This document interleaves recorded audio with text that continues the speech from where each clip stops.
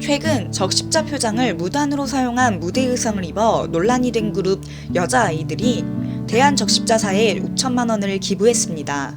대한적십자사는 지난달 29일 여자아이들 멤버들이 수해복구 지원을 위해 각 1천만 원씩 총 5천만 원을 기부했다고 밝혔습니다.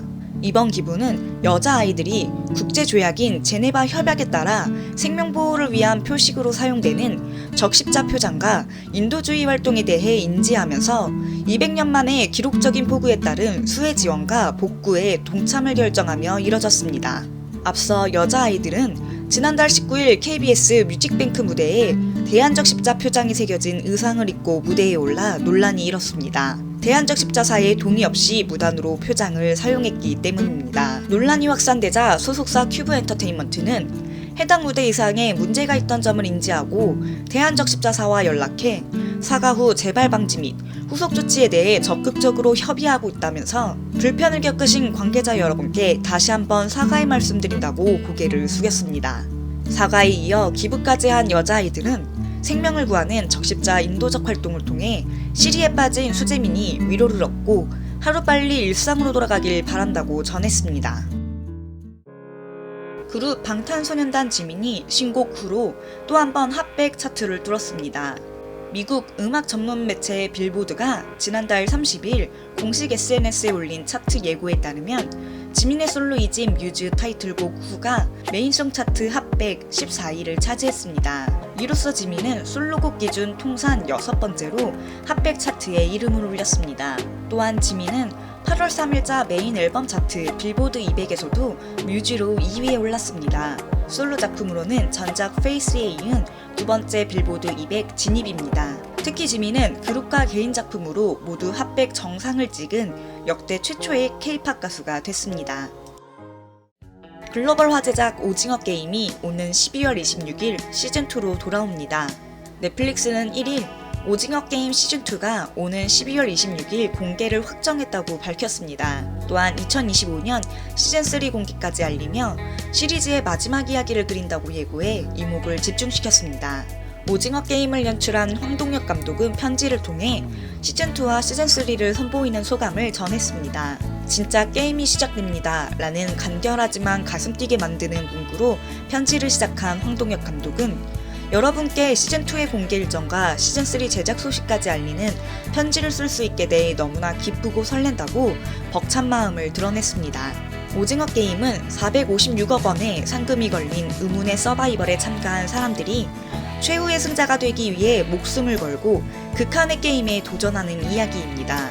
시즌2에는 시즌1에서 돌아온 이정재, 이병헌, 이하준, 공유를 비롯해 배우 임시완, 강하늘, 박규영, 이진욱, 박성훈, 양동근 등이 새롭게 출연합니다.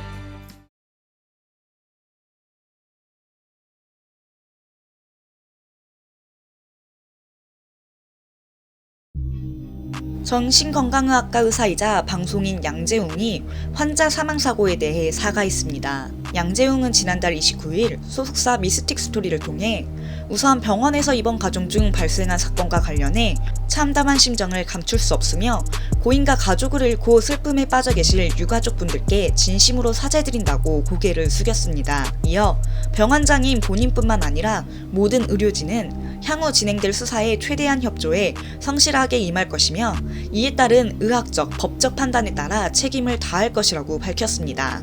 앞선 지난달 26일 양재웅이 운영하는 경기 부천의 정신병원에서 30대 환자 A씨가 입원 17일 만에 사망했다는 사실이 알려졌습니다. A씨는 마약류 성분이 포함된 다이어트 약 중독 치료를 위해 입원했다가 지난 5월 숨졌습니다. 사인은 가성 장폐색으로 추정됩니다. A씨 유족은 양재웅을 포함한 의료진 6명을 유기치사와 업무상 과실치사 혐의로 형사 고소하고 국가인권위원회에 진정을 접수했습니다.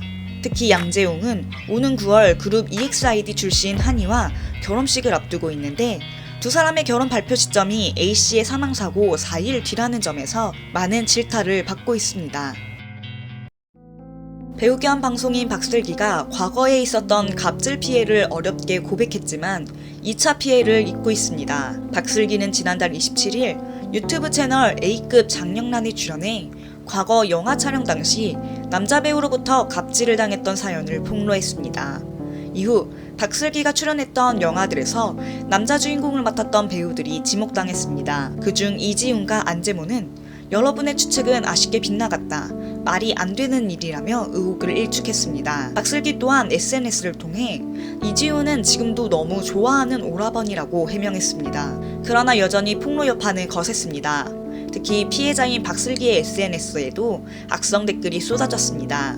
결국 박슬기는 SNS 댓글창을 닫았습니다. 세간의 섣부른 추측으로 인해 애꿎은 배우들에게 불똥이 튀었습니다. 뿐만 아니라 자신의 피해를 고백한 박슬기에게도 날선 비난이 이어져 안타까움을 자아냈습니다. 그룹 에스파 카리나가 건강상의 이유로 오사카에 이어 후쿠오카 콘서트에도 불참했습니다. 소속사 SM엔터테인먼트는 지난달 30일 에스파 카리나가 30에서 31일 마린메세 후쿠오카 비관에서 개최되는 2024 에스파 라이브 투어에 불참한다고 밝혔습니다. 앞서 카리나는 컨디션 난조로 인해 지난달 28일에 진행된 오사카 공연에 불참한 바 있습니다. 이에 SM은 현재까지도 컨디션을 완전히 회복하지 못했다며 안정과 회복이 필요하다는 의료진의 소견에 따라 긴 상의 끝에 이번 후쿠오카 공연도 불가피하게 불참을 결정했으니 너른 양해 부탁드린다고 전했습니다. 끝으로 소속사는 에스파와 카리나를 응원해주고 공연을 많이 기다려주고 계신 팬분들께 다시 한번 이러한 소식을 전하게 된 점 깊이 사과드리며 아티스트의 빠른 회복과 안정을 위해 최선을 다하겠다고 덧붙였습니다.